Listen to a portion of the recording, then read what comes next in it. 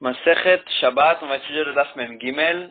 On prend à la première, au premier mot du Daf. Agmara elle avait ramené la halakha de Rav Chizda qui a fait la différence que entre poser un ustensile en dessous de la poule pour qu'elle ponde dedans son œuf, que ça, on a vu dans la Mishnah qu'on n'a pas le droit, mais de poser un ustensile sur l'œuf qui a déjà été pondu pour ne pas qu'on marche dessus, ça on a le droit. Et Rabat il avait expliqué la raison pour laquelle on fait cette différence, c'est parce que ce qui est fréquent, Chachamim ils ont permis, et ce qui n'est pas fréquent, Chachamim ils ont interdit. Donc la poule elle ponde sur sur un endroit en pente, c'est pas fréquent. Comme ils n'ont pas permis de poser un ustensile en dessous. Mais que les gens ils marchent sur un œuf qui a été pondu, ça c'est fréquent. Et donc, on a le droit de poser dessus un cli, bien que l'œuf lui-même, il est moukté. Et la Gemara, elle avait posé plusieurs objections sur cette différence entre quelque chose qui est fréquent ou pas, et la Gemara, elle continue à objecter. Et Abaye, il objecte sur Rabat, donc, qui a fait cette différence de la Mishnah suivante. Kofim Kehara Alaner, Kedesh Lo Yochaz Bakora. On peut retourner un ustensile, un bol, sur une bougie, pour ne pas que ça allume la poutre de la maison. Pourtant, la poutre elle-même, elle est mouktée parce qu'elle fait partie des murs. Et on voit bien que la Mishnah elle permet de transporter, de bouger un bol pour recouvrir la bougie, pour ne pas que ça allume la poutre. Donc pour la poutre, on bouge un objet bien que c'est pas fréquent.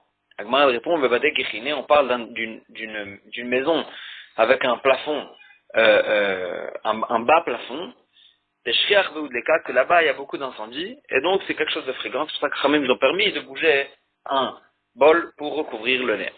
Vechen Kora, encore une question. Vechen Kora shenishbera, s'il y a une poutre qui s'est cassée, somrimota besafsal ou baruchot amita, on a le droit de la faire tenir, la poutre, pour ne pas qu'elle se casse encore plus, on a le droit de la faire tenir sur un banc ou sur des lattes de lit. Et donc on voit bien qu'on peut transporter des lattes de lit ou un banc pour la poutre, que la poutre elle-même elle est mouktée. Pourtant c'est pas fréquent qu'une poutre se casse. Et quand même on a le droit. La Gemara elle répond, on parle des poutres nouvelles, que là c'est pas encore bien terminé, que là c'est fréquent. David et des paquets, c'est fréquent qu'elle s'éclate et qu'elle tombe avec la lourdeur, le poids du plafond qui tient sur eux. Et donc, puisque c'est quelque chose de fréquent, donc c'est pour ça qu'on a le droit, et donc il n'y a plus de contradiction. Encore une dernière question sur cette différence. La Mishnah nous dit dans Masechet Beitan, Notnim kli tachat adelef veshabbat. On a le droit de mettre un récipient en dessous de l'eau qui tombe du toit pendant Shabbat pour que l'eau elle tombe dans ce récipient et qu'elle ne salisse pas la maison. Pourtant, l'eau qui tombe du toit, on peut rien en faire. C'est de l'eau sale, on peut rien en faire. Et elle est mouktée pendant Shabbat puisqu'on peut rien en faire. Et donc, et c'est pas quelque chose de fréquent que l'eau elle tombe du toit dans la maison. Et quand même la Mishnah, elle permet de transporter un ustensile. Pour ça, ma réponse me battait radété. Encore une fois, on parle des nouvelles maisons que là, ils n'ont pas bien terminé. Ils n'ont pas bien terminé le toit. Et donc là-bas, des shrichets de dalfé, c'est fréquent que il y a des fuites et que ça tombe, l'eau elle tombe à la maison. Et donc puisque c'est quelque chose de fréquent, même ils ont permis de transporter un ustensile pour ça. Donc jusqu'à là va l'explication de Rabat, que Rabat il explique la différence de Rav Chizda, que la différence elle est entre quelque chose de fréquent et quelque chose de pas fréquent. Rav Yosef il dit toute une autre explication dans la halakha de Rav Chizda. Haïnutama, c'est pour ça, Haïnutama de Rav Chizda, voici la raison pour laquelle Rav Chizda il a fait une différence entre poser un ustensile en dessous de la poule qui n'a pas encore pondu son œuf, et puisque c'est une pente, ça va tomber donc on veut poser un ustensile, que ça on n'a pas le droit, alors que de poser un ustensile au-dessus de l'œuf pondu, pour ne pas qu'on marche dessus, ça on a le droit. Quelle est la différence? Mishum de kamevatel kilimechano. Quand il prend un ustensile et qu'il le pose à l'endroit où l'œuf va tomber, l'œuf est moukté. Et donc quand il va tomber dans le bol, alors là, le bol aussi, on pourra plus, bien que le bol avant, il n'était pas moukté, maintenant il va devenir moukté puisqu'il est en dessous de l'œuf, et il va devenir moukté du fait qu'il porte porte l'œuf, et donc il va devenir moukté. Et donc ça s'appelle mevatel kli me'echano. Il annule l'ustensile qui était pas moukté du fait qu'il était préparé. Il était préparé pour Shabbat, il était permis de le transporter pendant Shabbat, il n'était pas moukté, c'était un bol simple, normal, qu'on peut le transporter pendant Shabbat, et maintenant il le met en dessous du moukté, il lui enlève sa préparation, et il devient un ustensile moukté, et ça on n'a pas le droit de faire un ustensile qui n'était pas moukté. Le rendre moukté, ça c'est un interdit. Alors que quand je mets le bol au-dessus de l'œuf, ça, il va pas être moukté même une fois que je l'ai posé au-dessus, parce qu'il porte pas le moukté, et donc, ça, c'est pour ça qu'on a le droit. Donc, comme ça, Rav Yosef, il explique la différence dans la halakha de Rav Chizda. Et tu vas Abaye. Abaye l'objecte sur lui aussi. Chavit shel tevel shenishbera, un tonneau dans lequel il y avait de la récolte qui n'était pas prélevée. Donc, par exemple, il y avait du vin qu'on n'a pas prélevé les prélèvements. Et donc là, c'est moukté parce que pendant Shabbat, on ne peut pas prélever. Et donc, et on ne peut pas le manger aussi parce ça n'a pas été prélevé. Et donc, c'est moukté. Maintenant, le tonneau, il s'est cassé. Et tout va être perdu. Alors là, mais vu qu'il y a ou manière tartéa, il a le droit d'apporter un autre ustensile et pour le poser en dessous pour sauver ce qu'il y a encore dans le tonneau. Et donc, on voit bien que c'est quelque chose de moukté, le tonneau et le tevel, quand même on peut mettre un ustensile qui n'était pas moukté auparavant et le poser en dessous, alors que maintenant il va porter le moukté, il va devenir lui aussi moukté. Comme ça, Abaye il objecte sur Rav Yosef. Marley, Rav Yosef il répond, tevel mouchanou etel Shabbat. Le tevel, la récolte qui n'a pas été prélevée, il est considéré comme quelque chose de prélevé. Il n'est pas comme quelque chose de préparé pour Shabbat. Parce que c'est vrai que c'est moukté, mais c'est pas complètement moukté. Pourquoi? Parce qu'il y a quand même une façon de l'utiliser pendant Shabbat. Parce que c'est vrai que c'est interdit de le prélever pendant Shabbat, mais quand même, chez Im Avar, Vetikno, Metukan, si quand même il a transgressé les paroles de Chachamim, et il a prélevé ce tevel, alors là, ça a fait effet, Metukan, et donc on pourra le manger pendant Shabbat. Et donc, puisqu'il y a quand même une façon de s'en sortir avec ce tevel pendant Shabbat, bien que c'est interdit, mais s'il le fait quand même Bedi'evet, ça marche. Alors là, c'est pour ça que c'est pas un moukté chamour, c'est pas entièrement moukté, et donc c'est pour ça qu'on a le droit de prendre un autre ustensile qui n'était pas moukté, de le poser en dessous de ce tevel que maintenant il est moukté, mais puisqu'on peut le sortir de son moukté, il y a une façon de le sortir de son moukté, bien que c'est interdit, quand même c'est pas un moukté très chamour, et on a le droit de prendre un ustensile qui n'est pas moukté, de le poser en dessous de ce tevel. Encore une question. Notre lim klitachataner, le kabel nitotzot, la Mishnah nous dit qu'on a le droit de poser un ustensile en dessous de la bougie pour récepter les étincelles pour ne pas que ça allume quelque chose. Et donc, pourtant, les étincelles, elles sont mouktées. Les étincelles sont mouktées et quand même, la Mishnah nous permet de mettre un ustensile en dessous. Alors que l'ustensile va devenir moukté aussi. Amaravuna Bredera Veshua, Nitotzot en Baem Mamash. Ravuna il répond, les étincelles, elles n'ont pas de mamachout. Même quand elles vont tomber les étincelles sur l'ustensile, l'ustensile ne va pas devenir moukté. Parce qu'il n'est pas considéré qu'il porte quelque chose. Les étincelles, elles ne sont pas quelque chose qu'on porte. Et donc, c'est pour ça que le kli, il ne va pas devenir moukté même une fois que les étincelles vont tomber dessus. Et donc, c'est pour ça que c'est permis. Encore une question à la Gemara, elle pose une poutre qui a été cassée. On a vu déjà cette Mishnah. On a le droit de la faire tenir sur un banc ou sur des lattes. Et donc, bien que ces lattes, elles vont tenir maintenant, ces lattes jusqu'à maintenant, elles n'étaient pas mouktées. Maintenant, elles vont tenir la poutre qui elle est mouktée. Et donc, elles vont devenir, les lattes vont devenir mouktées, et le banc va devenir moukté. Et quand même, on a le droit de faire ça pendant Shabbat. Donc, comment ça marche avec la Chad de Rav Chizda, elle répond, des rafés, des ibaïch akilé. On parle d'un cas où il fait tenir ça sur le banc, d'une façon que c'est rafé, c'est encore rafouille, ça tient pas complètement dessus, et c'est pas, et donc puisque ça tient pas entièrement dessus, il pourra le prendre pendant Shabbat, et donc ça s'appelle pas qu'il enlève la préparation du banc, et il pourra encore le transporter le banc pendant Shabbat, et donc ça s'appelle pas qu'il a été mevatel kli meichano. Encore une question. Notre lim klitachata delef ve Shabbat. On a le droit de poser un ustensile en dessous de la fuite du toit pendant Shabbat. Or, pourtant, là, c'est la fuite, l'eau qui tombe, elle est mouktée. Et quand même, l'ustensile qui va recevoir cette eau, il va devenir lui aussi mouktée. Donc, pendant Shabbat, j'ai rendu un kli mouktée. La Gemara a dit, Bedele Faraoui, et on parle de l'eau qui tombe du toit, qui est propre, d'un endroit de propre, qui est apte à être bu.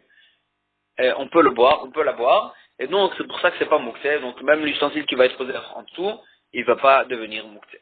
Encore une question. Kofi metasa lifnei eforchim sheyalu. On a le droit de retourner un panier pour que les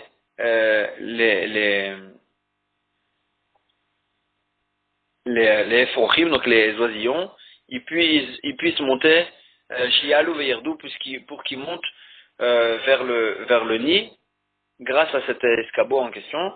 Et donc, ça, on a le droit de le poser de façon que les oisillons, ils montent et ils descendent dessus. Et donc, la Gemara pose la question, la même chose aussi. Les oisillons, c'est moukté. Parce que les Baalei Chaim, c'est moukté. On peut rien en faire pendant Shabbat, on n'a pas le droit de bouger. Et quand même, on a le droit de leur poser un escabeau pour qu'ils montent et qu'ils descendent dessus. Alors que quand ils vont être dessus, ça va être moukté. Ça va devenir moukté. Et donc, on voit qu'on a le droit de rendre un kli moukté pendant Shabbat. La Gemara, elle répond qu'à Savar, Rav Yosef, il dit, Moutar le taltelo, que ce Tanaï de notre Mishnah, il pense que le panier en question qui va retourner pour que les oisillons montent dessus, il pense que même une fois que les oisillons sont montés et sont descendus dessus, s'il n'y a pas d'oiseaux sur le panier, au moment où je veux le transporter, alors je peux le transporter. Il n'est pas devenu moukté complètement, que même s'il n'y a pas d'oiseau maintenant sur le panier, il va devenir moukté. Non, on a le droit de le transporter, donc c'est pour ça qu'il ne sera pas moukté. Agma, elle dit, pourtant, Vatania sur le taltolo. Pourtant, on a vu me fourrage dans une braïta qui me dit que ce panier en question, on ne pourra plus le transporter une fois que j'ai posé pour les oisillons. Agma, elle dit, Beodan alav. C'est que quand les oiseaux ils sont dessus, que là je peux pas de transporter. Mais si juste ils sont passés et maintenant ils sont plus dessus, là on a le droit de transporter. La Gemara dit Vatania, pourtant une brata qui nous dit explicitement Afalpichen Odan alav vaso. Même quand les oisillons ils sont plus dessus, quand même j'ai plus le droit de transporter. La Gemara dit Amarabi Abaou, dans quel cas on n'a pas le droit de transporter même si les oisillons ils sont plus dessus. Beodan alav kol ben hashmashot. Si tout le ben hashmashot de Shabbat, de vendredi soir, les oisillons ils étaient sur ce panier, alors là, le statut de ce panier a été fixé pour tout le Shabbat, et donc bien qu'après ils sont descendus du panier, puisque pendant Manash Mashot ils étaient muktés, alors là ils sont devenus muktés pour tout Shabbat, comme le principe qui nous dit, Migo de Itkatsae, les Ben Hashmashot, Itkatsae les Koudou. Puisqu'il était mukté pendant Ben Hashmashot, alors là il va être mukté pour tout Shabbat. Parce que le statut des objets de Shabbat est fixé pendant Ben Hashmashot. Et donc puisque pendant Ben Hashmashot, il était en dessous du mukté, ce panier, alors là leur statut a été fixé pour tout Shabbat et est devenu mukté entièrement. Mais BMS, si pendant Ben Hashmashot, il n'y avait pas d'oisillons dessus, sur ce panier, et que les oisillons sont redescendus et sont montés sur ce panier qu'au milieu du Shabbat, alors là, tant qu'ils sont pas dessus, le panier ne sera pas moucté. Et donc, quand on a permis, c'est parce qu'on parlait d'un cas où les oisillons n'étaient pas dessus pendant tout Manash Mishot, et c'est pour ça qu'on a le droit de le poser en dessous. C'est pour ça qu'on a le droit de le poser, parce que même quand on va le poser, il ne va pas devenir mouté. Et une fois que les oisillons vont descendre de ce panier, on pourra le transporter même pendant Shabbat. Donc jusqu'à maintenant, ça allait d'après l'avis de Rav Rizda qui faisait une différence entre mettre un ustensile en dessous de la poule qui n'a pas encore pondu, ou bien poser un ustensile au-dessus de l'œuf pondu. Ça, c'est Rav Rizda qui avait fait la différence. On a vu deux explications. D'après Rabat, la différence allait entre quelque chose de fréquent et quelque chose de pas fréquent. Alors que d'après Rav Yosef, la différence allait, est-ce que j'ai rendu un kli moukté ou pas? Maintenant, Rabbi Yitzhak, il n'est pas d'accord avec Rav Rizda. Et il fait pas cette différence. Et il dit, Keshem she'en notim kli tachat tarnegolet, le kabel betzata, de la même manière qu'on n'a pas le droit, comme ce qu'on a vu dans la Mishnah, de mettre un ustensile en dessous de la poule pour récepter l'œuf pondu, Car en kofim alei akli bishvi shelo tishaver. De la même façon aussi, on n'aura pas le droit de poser sur l'œuf fondu un ustensile pour ne pas que les gens y passent dessus et ils la cassent. Donc il est chrolek sur un frisa. Il dit qu'on ne fait pas la différence. Et la Gemara elle explique la vie de Rabbi Yitrak, Kassavar, en klim nital et là le davar nital beshabbat. On a un ustensile qui n'est pas moukté, on aura le droit de le transporter que pour l'utilisation de quelque chose qui n'est pas moukté. Mais un ustensile qui n'est pas moukté, même un ustensile qui n'est pas moukté, si je veux le transporter pour servir quelque chose de moukté, on n'aura pas le droit. Et donc la même chose ici aussi. Un ustensile, le bol en question, que je veux, si je veux le poser au-dessus ou en dessous de l'œuf, ça change rien. Parce que je prends ce bol, qui n'est pas moukté. Mais pourquoi je le transporte maintenant? Pour l'utilisation de l'œuf, que l'œuf lui-même est moukté. Et donc Rabbi Yisraël qui pense que même un ustensile qui n'est pas moukté, s'il veut servir un ustensile à quelque chose de moukté, on n'aura pas le droit de le transporter, il aura aussi ce statut de moukté. Elle ramène, mais tu veux ton objecte sur Rabbi Yisraël, toutes ces couchiotes qu'on a vues, des braïtot où on a vu à chaque fois qu'on a le droit de transporter des bancs ou des ustensiles pour servir quelque chose de moukté, pour des poutres ou des bougies, etc. Donc on voit qu'on peut transporter quelque chose qui n'est pas moukté, même si ça sert quelque chose de moukté. Agma répond, Véchané, Rabbi Yitzhak il a répondu, Betsarik limkomo. Dans tous les endroits où on a vu qu'on avait le droit, c'est parce qu'on parlait d'un cas où la chose que je veux transporter, le bol ou le banc, je devais le transporter de toute façon parce que j'avais besoin de la place de l'endroit où il était posé.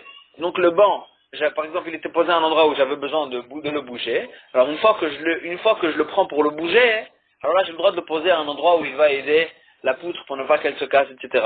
Mais si, et donc parce que de toute façon je le transporte. Mais si je le transporte que pour le servir à un certain moukté, ça sera interdit, même d'après tous les Tanaïm qu'on a vu.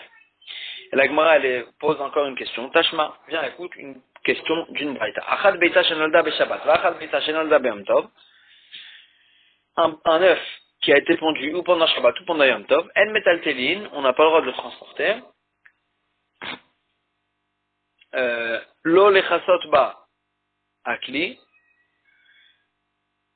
velis morva kare amita. On n'aura pas le droit de le transporter ni pour, avec cet œuf-là,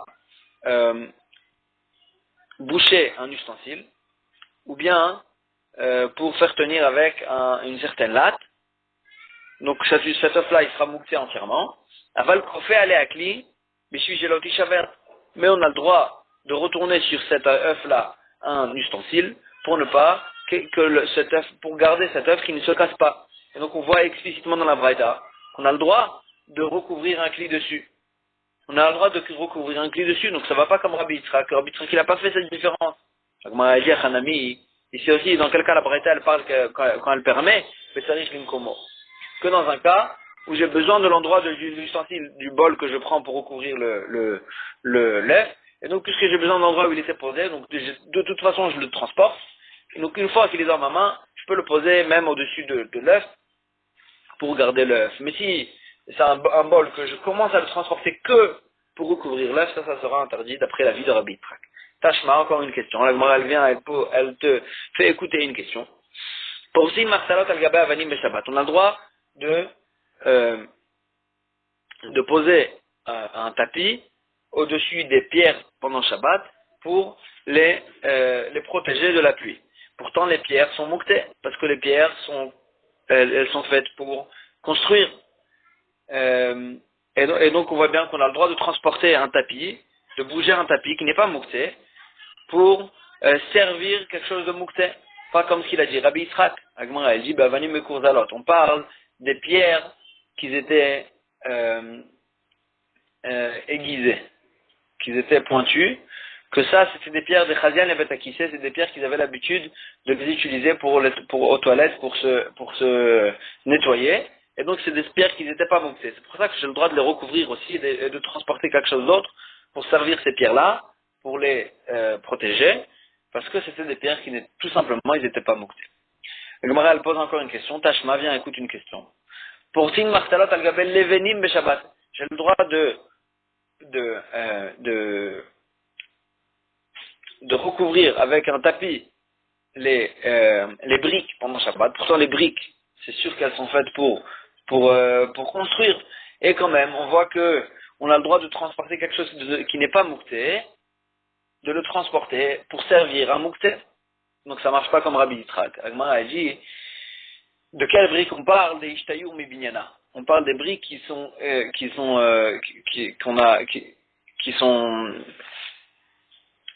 des briques qui étaient en trop pour la construction et que on va plus les utiliser déjà, on va plus les utiliser pour construire. Et donc elles sont plus destinées pour la construction. Et donc des chazian et misga alayou, et on peut les utiliser pour s'asseoir dessus, pour que les ouvriers s'assoient dessus, etc. Et donc puisque elles peuvent avoir une utilisation qui n'est pas mouktée, elles sont pas mouktées. Elles sont pas mouktées, donc puisqu'elles sont pas mouktées, c'est pour ça qu'on a le droit de transporter aussi le tapis pour les recouvrir. Tashma, viens, écoute encore une question. Pour s'il martelet al gabe kaveret vorim et Shabbat, on a le droit de recouvrir avec un tapis la ruche, donc des abeilles pendant Shabbat. Bachama mipna chama, en été pour les protéger du soleil, ou bakshamim, et en hiver, mipna kshamim pour protéger la ruche des pluies. Ou bilvad, mais juste il ne faut pas qu'il ait l'intention de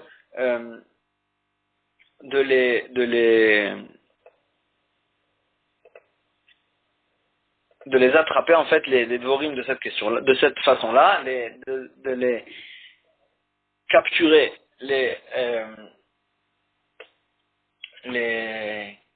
abeilles de cette façon-là parce que c'est un problème de Seda, c'est une autre melacha. Mais en tous les cas, qu'est-ce qu'on voit d'ici?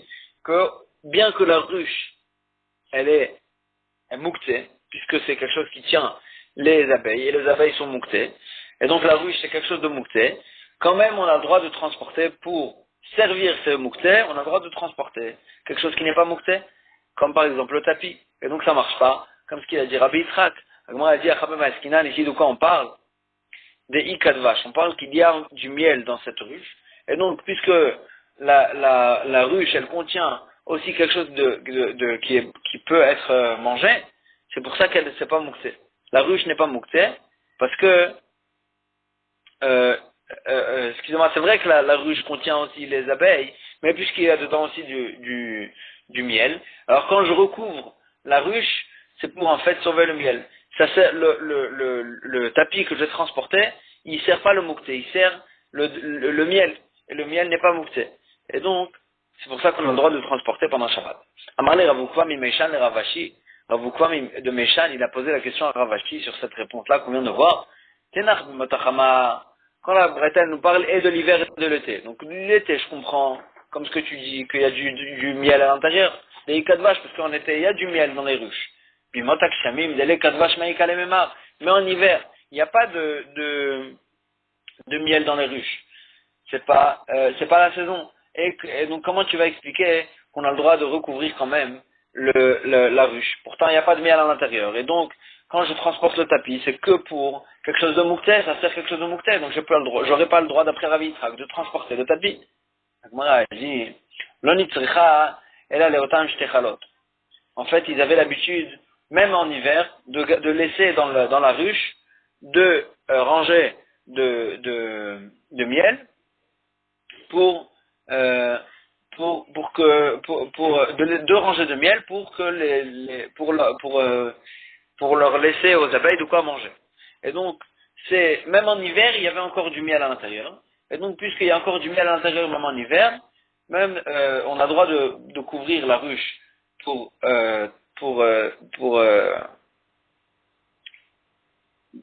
protéger le miel. Donc même d'après Rabbi Yitzhak, quand je transporte le tapis, je le transporte pour le miel qui n'est pas mouxé, pas pour les abeilles qui sont mouxées.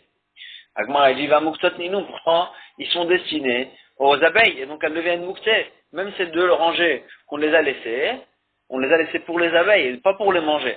Et donc elles sont mouxées parce que elles sont pas censées servir à la personne, elles sont censées servir les abeilles et donc elles seront mouxées aussi, ces deux rangées là. Agmara dit des chashiv alayhi. On parle d'un cas où il comptait les prendre quand même, les manger, Et donc, si avant Shabbat, il comptait les manger, donc ce miel-là est destiné à la personne, donc ce miel-là, il n'est pas moukté, et donc quand je prends le tapis, le tapis sert le miel qui n'est pas moukté, et donc, il n'y a plus de questions sur Rabbi Yitzhak. La Gemara pose la question, Halo Chashiva Layu. Machma que si, dans un cas où il ne comptait pas utiliser ces deux rangées-là pour soi-même, donc ces deux rangées-là, elles sont destinées pour les abeilles, maï.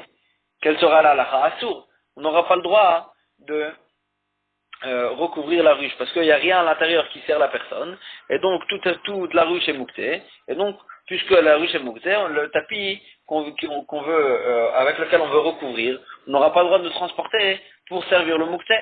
Yahi, ici c'est vrai ce que tu dis, que effectivement, si il comptait pas utiliser ces deux rangées-là de miel, alors là on n'aura pas le droit de recouvrir la ruche. Hadetane, quand on a dit dans la Mishnah, le Tana il nous a dit, Ubilvat sheloit kaven latsoud, il faut qu'il n'ait pas l'intention de capturer les abeilles quand il recouvre la ruche, que dans ce cas-là on n'aura pas le droit. Si le Tana il cherchait un cas où on n'aurait pas le droit, Niflog Velitne Bedida, il avait qu'à nous dire une différence dans le cas lui-même, qu'on parlait. Qu'est-ce qu'il aurait dû dire? Bamed va mourir. Dans quel cas on a le droit de transporter le tapis pour recouvrir en hiver? C'est que quand il comptait manger ces deux rangées-là de miel avant Shabbat, que dans ce cas-là, ça ne sera pas Moukta. Mais s'il ne comptait pas les manger en hiver, ces deux rangées-là, que là, les deux rangées, c'était deux rangées de miel qui servaient que les abeilles, donc c'était moukté. Donc, puisque tout est moukté, on n'aura pas le droit de recouvrir de recouvrir la ruche en hiver. Et donc, pourquoi le Tana, il a dû chercher, quand il voulait nous dire un cas où ça serait interdit, il allait chercher un cas que la personne, elle veut capturer les abeilles, que dans ce cas-là, on n'aurait pas le droit. Il aurait dû dire tout simplement, s'il ne comptait pas manger les deux rangées de miel, alors là, toute la ruche est moukté, et on n'aurait pas le droit de recouvrir dans ce cas-là. Agmara dit, Kamash Malan, le Tana, il voulait nous apprendre, Falpi, chez Chishev Alem, même si il comptait les manger pendant Shabbat, ces deux rangées de miel, quand même il y aura un cas où ce sera interdit, c'est le cas où Bilvat Sheloit Kavan Atud, c'est si il veut recouvrir, mais il veut aussi capturer, il a l'intention de capturer les abeilles aussi pour ne pas qu'elles sortent, dans ce cas-là ça sera interdit, même si il y a dedans du miel qui comptait le manger pendant Shabbat. Et donc c'est pour ça que le Tana il a préféré nous apprendre cette différence-là, cet interdit-là. La Gemara,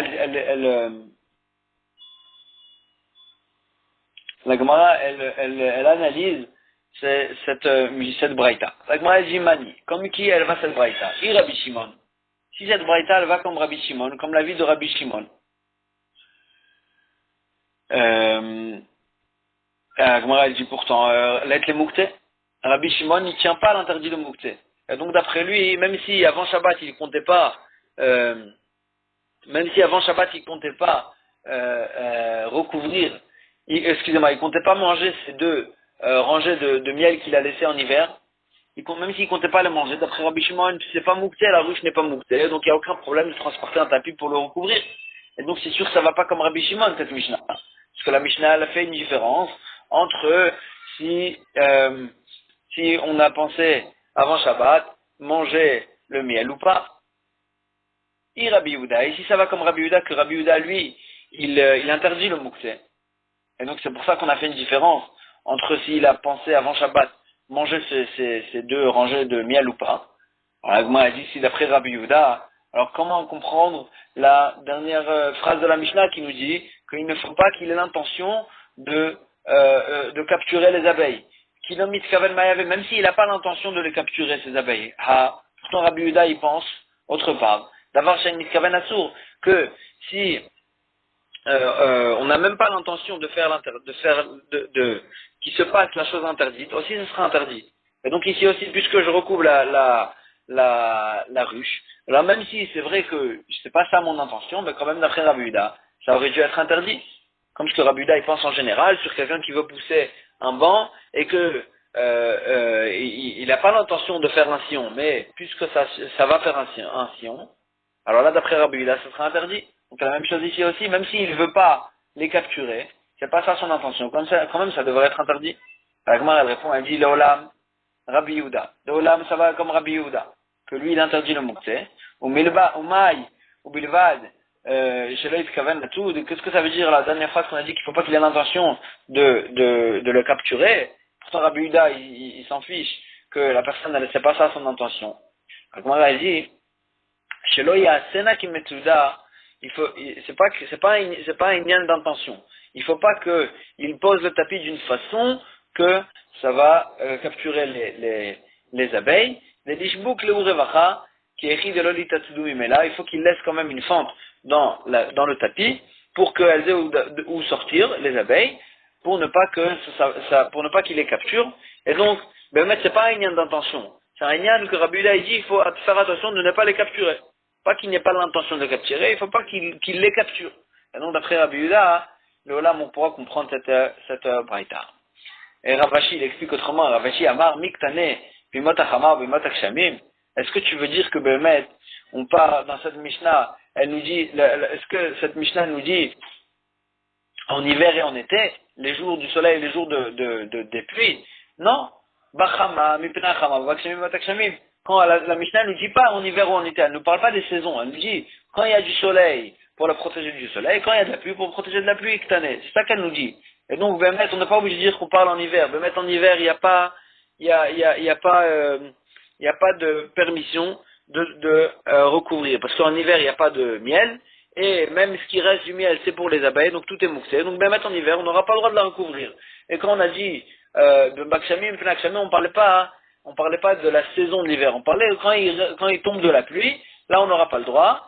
Et la Gemara, elle explique, Beomé Nissan, Beomé Tishrei, on parle de la période du mois de Nissan et le mois de Tishrei, que c'est entre les saisons, Deika Chama, Veika Kshamim, Veika Dvash, que dans ces deux mois-là, il y a et du soleil et de la pluie, et pendant ces périodes-là, il y a aussi du miel, que dans ces jours-là, on pourra se recouvrir la ruche pour protéger du soleil et de la pluie pendant Shabbat, du fait qu'il y a du miel à l'intérieur qui peut être mangé par la personne, c'est pas mouktsé, et donc c'est pour ça que, même d'après Rabbi Yitzhak qui est interdit de transporter un ustensile pour servir un mouktsé, dans ce cas-là on aura le droit, parce que la ruche en question n'est pas mouktsé, du fait qu'il y a du miel à l'intérieur. Amar Leu Rav Sheshet, il a dit à ses élèves, beaucoup sortaient, veim roulaient les Rabbi Yitzhak, et allaient dire à Rabbi Yitzhak, Kvar Tirgema Ravuna Lishmatach, Ravuna, il a déjà enseigné cette halakha que tu nous as dit, à Bavel. Donc la halakha que Rabbi Yitzhak, il avait dit qu'on n'a pas le droit de transporter un ustensile qui n'est pas moukté pour servir à moukté. D'Amar Ravuna, comme ce que Ravuna, il avait dit là-bas à Bavel, aussi mechitza lemet bishvil chai. On a le droit, c'est vrai qu'un mort est moukté. Mais on a le droit de faire une protection pour protéger le mort du soleil, bishvil chai, tant qu'on fait cette protection pour un homme vivant. Ven aussi mechitza lemet bishvil met. Mais on n'a pas le droit de faire cette protection pour le mort tant que c'est que pour le mort. Donc si c'est pour quelqu'un de vivant, on a le droit de faire la protection. Mais pour quelqu'un de mort, on n'a pas le droit de faire une protection.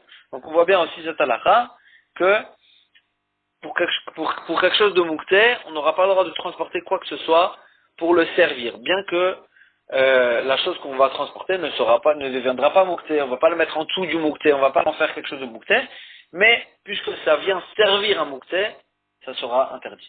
Maïhi. Quelle est l'intention de quoi il parle Ravuna quand il dit qu'on a le droit de faire une protection pour le mort? D'Amar Rav Shmuel Bar Yehuda, Vechen Tana Shila Mari.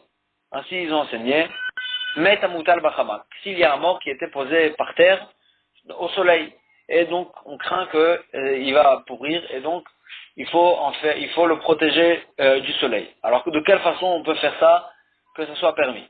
Baïm Mishne Ben Adam, Veyoshvim Betido. Ça viennent deux personnes et ils s'assoient chacun d'un autre côté du mort. Chamla Milemata, une fois qu'ils ont chaud du fait qu'ils sont assis par terre, donc le parterre il est trop chaud pour eux, alors là ils ont besoin à ce moment-là pour eux-mêmes de faire une protection du soleil. Zemevimita ve'yoshev alea, chacun il amène un lit et il s'assoit dessus. Zemevimita ve'yoshev alea, chacun il ramène un matelas et il s'assoit dessus. Un lit et il s'assoit dessus. Une fois qu'ils ont chaud à leur tête, alors là, Mevim Marcelet pour Simalem, ils ont le droit d'amener un tapis ou un tapis, ou pour Simalem, et ils mettent sur leur tête, ils tiennent dessus un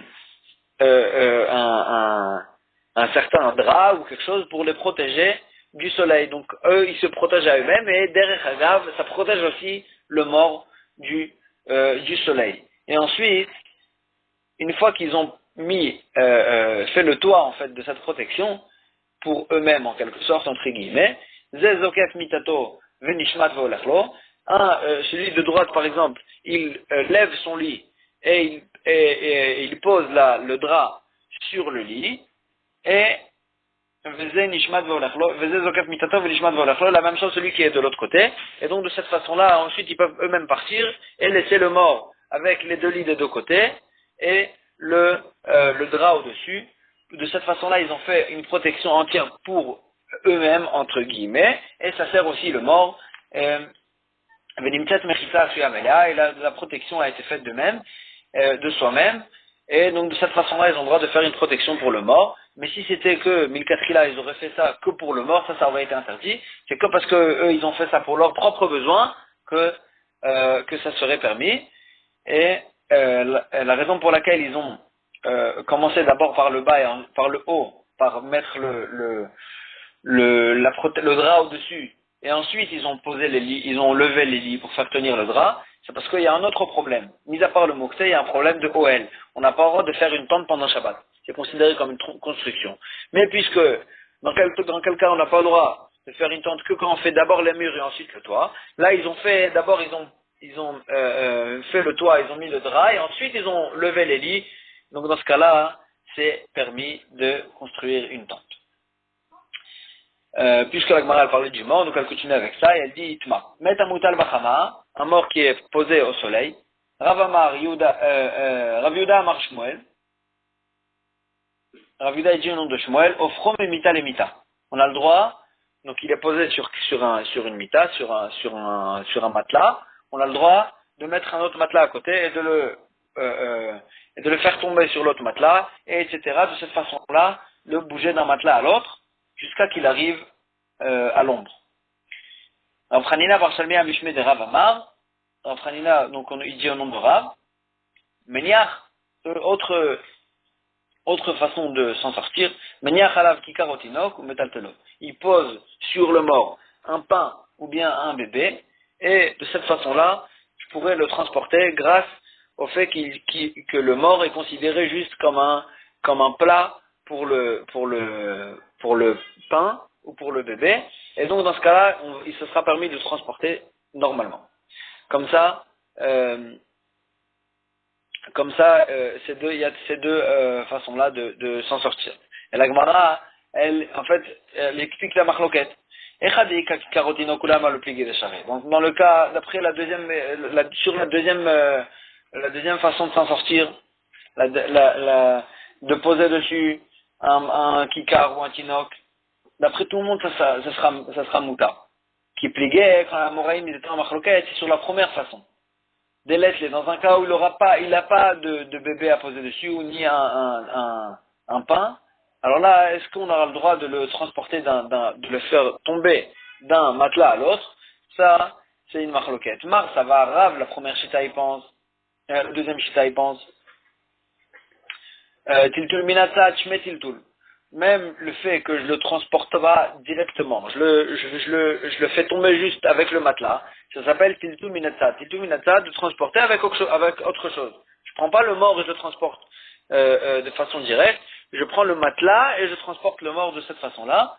Dans ce cas-là, Rav il pense que bien que c'est avec autre chose, c'est considéré comme un tiltul, comme un transport, et donc ça sera mouxé. Donc on n'a pas le droit de transporter. Ou Mar Savar, alors que Shmuel y pense, là je mets tiltul. Un transport de cette façon-là n'est pas considéré comme un transport, et donc, bien que le mort est mouxé, je pourrais le transporter de cette façon-là, parce que c'est pas considéré que je transporte le mort. La Gemara dit les maketanae. Peut-être que la marloquette entre Rav ou Shmuel, est-ce que transporter indirectement, c'est considéré comme un transport ou pas? Peut-être que cette marloquette-là, c'est une marloquette anaïm dans une braïta. La Braïta nous dit comme ça, on n'a pas le droit de protéger, de sauver le mort de l'incendie en le transportant d'un endroit à l'autre. Parce que le mort est moukté. Amar Rabbi Yehuda ben Lakish, il dit, Shamati, j'ai entendu de mes maîtres, Matzili netamet mipnei adleka, qu'on peut, oui, le sauver de l'incendie, le mort. Alors, Gemara, elle analyse. Echidame, de quel cas on parle qu'on veut le transporter? Idéika ki karotinok, s'il y a là-bas un pain ou un bébé avec lequel que je peux poser sur le mort pour le transporter, alors pourquoi interdire? Maïtama de Tanakama, pourquoi Tanakama il aurait interdit de le transporter de cette façon-là? Idéika, mais si il n'y a pas de pain ou de bébé, Maïtama de Rabbi Yehuda ben Akish, donc c'est un véritable moukté, le mort est moukté. Et quelle est la raison de Resh Lakish, de Rabbi Yehuda ben Lakish qui permet de le transporter? Pourtant c'est moukté. Il n'y a aucune raison de le transporter à cause de l'incendie. Et là, la Gemara elle dit, n'est-ce pas, elle lave, n'est-ce pas, que la machlokat elle est dans un cas où je veux le transporter indirectement à cause de l'incendie.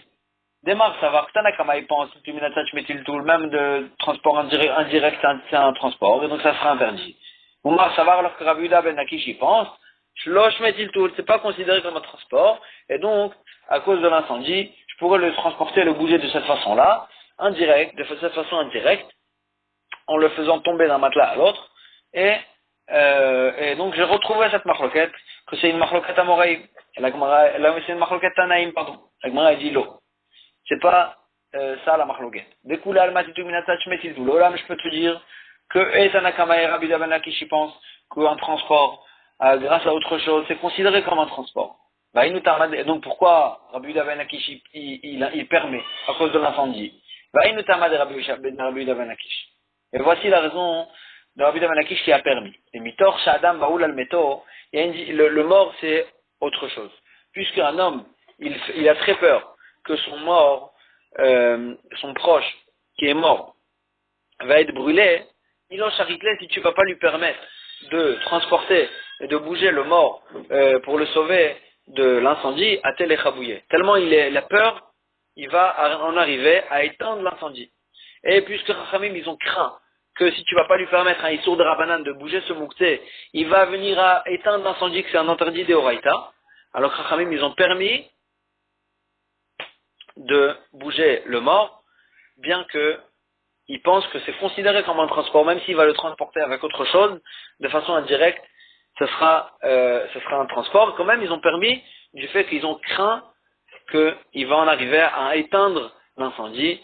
Et donc, Bémet, tu peux pas prouver de là-bas que c'est ça la marloquette. Amar Rabbi Yehuda bar Shila, Amar Ravasi, Amar Rabbi Yochanan. Alacha que Rabbi Yehuda ben Lakish Bémet. Alacha est comme Rabbi Yehuda ben Lakish dans le mort, qu'on a le droit de le transporter à cause de l'incendie. Et comme ce que la Gemara a expliqué, qu'on craint qu'il va en arriver à éteindre l'incendie, c'est pour ça qu'ils ont permis les Chachamim.